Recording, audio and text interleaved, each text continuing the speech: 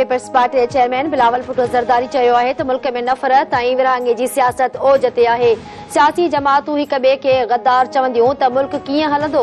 इख़्तिलाफ़ राय रखण हर कंहिं जो हक़ आहे, पर उन जो मतिलबु ज़ाती दुश्मनी नाहे।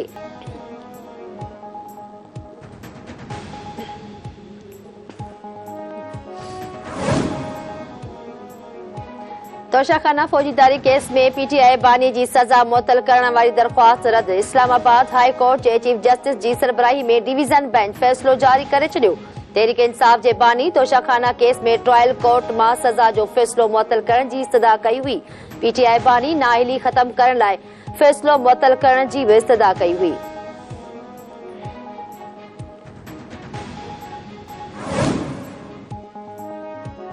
आम चूंडुनि लाइ नामज़दगी फार्म जमा कराइण जो सिलसिलो जारी। जमील सुमरो, रफ़ीक जमाली, शर्जील मेमन ऐं इम्तियाज़ शेख नामज़दगी फार्म जमा कराए छॾिया।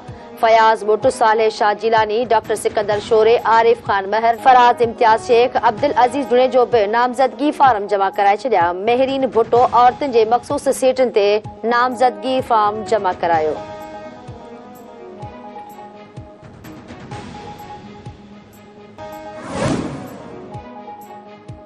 मुस्लिम लीग नून पारां इलेक्शन कमीशन खां नामज़दगी कागज़ जमा कराइण जी तारीख़ में 2 ॾींहनि जी वाध जो मुतालबो। सेनेटर इसहाक डार नामज़दगी कागज़नि जे मुदे में वाध लाइ इलेक्शन कमीशन खे ख़त लिखी छॾियो।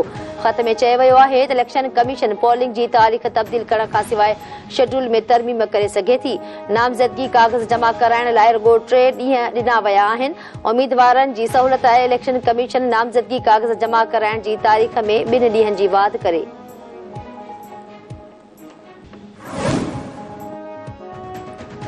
बिलावल भुट्टो ज़रदारी कराची जे कहिड़े तक तां चूंड विढ़ंदो, अञा फ़ैसिलो नाहे थियो। कराची जे मेयर मुर्तज़ा वहाब चयो आहे त हू साफ़ ऐं शफ़ाफ़ इलेक्शन चाहिनि था। शहबाज शरीफ़ अॻूणो वज़ीर आज़म आहे, खेसि कंहिं बि हंध तां चूंड विढ़ण जो हक़ आहे।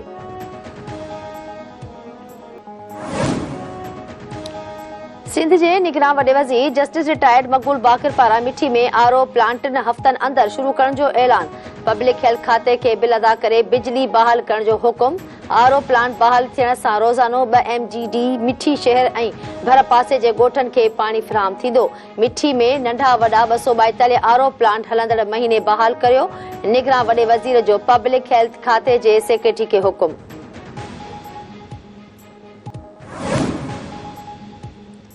कराची जे गुजर, औरंगी ऐं महमूदाबाद नालनि जे मुतासिरनि खे मुआवज़ो ऐं मुतबादिल रिहाइश फ़राहम करण वारो मामिलो 15 ॾींहनि में हल करे रिपोर्ट पेश करण जो हुकुम। सुप्रीम कोर्ट कराची रजिस्ट्री में केस जी ॿुधणी।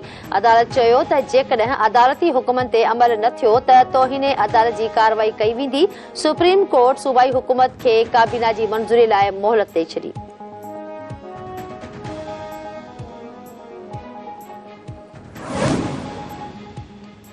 डेरा इस्माइल खान हमले जे मास्टरमाइंड ऐं सहूलतकारनि समेत 9 दहशतगर्द गिरफ़्तार। सिक्योरिटी इदारनि डेरा इस्माइल खान में हफ़्तो अॻु सिक्योरिटी फोर्सिस जे कंपाउंड ते हमले जे मास्टरमाइंड ऐं 7 सहूलतकारनि समेत 9 दहशतगर्दनि खे गिरफ़्तार करे वरितो। CTD दस्तावेज़नि मूजिबि दहशतगर्द हमले में मुलविस मास्टरमाइंड जो तालुक़ डेरा इस्माइल खान जे इलाइक़े दराबन ऐं 6 दहशतगर्दनि जो तालुक़ अफ़गानिस्तान सां आहे।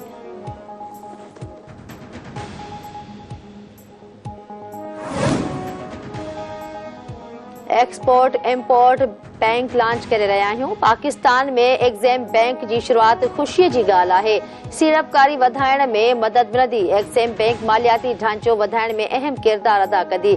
एक्सपोर्टर्स खे इक़्तिसादी तहफ़्फ़ुज़ हासिल थींदो। नाणे वारी निगरान वफ़ाक़ी वज़ीर शमशाद अख्तर जी प्रेस कॉन्फ्रेंस।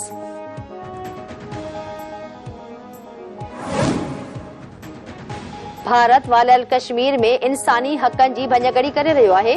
परॾेही तर्जुमान मुमताज़ ज़हरा बलोच हफ़्तेवार ब्रीफिंग ॾींदे चयो आहे त पाकिस्तान गॾियल क़ौमुनि जे ठहिरान मूजिबि कश्मीरी मसइले जो हल चाहे थो। पाकिस्तान कश्मीरियुनि जी हिमायत सदाईं जारी रखंदो।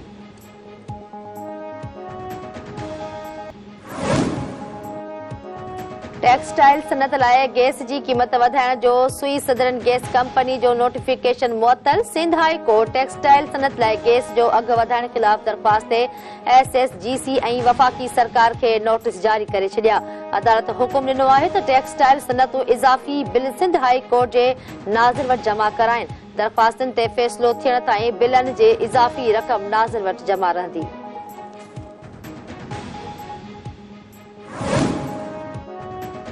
इसराइली फ़ौज जी ग़ज़ा में बर्बरियत जारी। यहूदी फ़ौज जे जबालिया पनाहगीर कैंप ते हमलनि में 46 फ़लस्तीनी शहीद, केतिराई ज़ख़्मी। ख़ान यूनिस में फ़लस्तीनी हिलाले अहमर जे हेडक्वार्टर ते बमबारी में 12 फ़लस्तीनी शहीद। यहूदी फ़ौज इसराइली इलाक़नि जे वेझो फ़लस्तीनी आबादियूं तबाह करणु शुरू करे छॾियूं।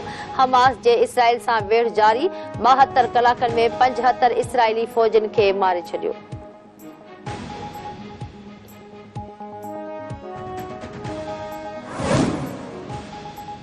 लकी गुलाम शाह तालके में बदमनी जी बाहि। रोस्तम भरसां हथियाबंदनि हथां 3 ॼणा अगवा। हथियाबंद सिमशाक वटि मच्छीअ जे फार्म ते सुतल जान मोहम्मद मीरानी, तारिक मीरानी ऐं मुजाहिद संधड़ो खे अगवा करे विया। वारसनि मूजिब दाइम मलिक पुलिस खे वाक़े जो इतलाह ॾिनो वियो आहे। लकी तालके मां अगवा थियलनि जो अंग न वठी वियो।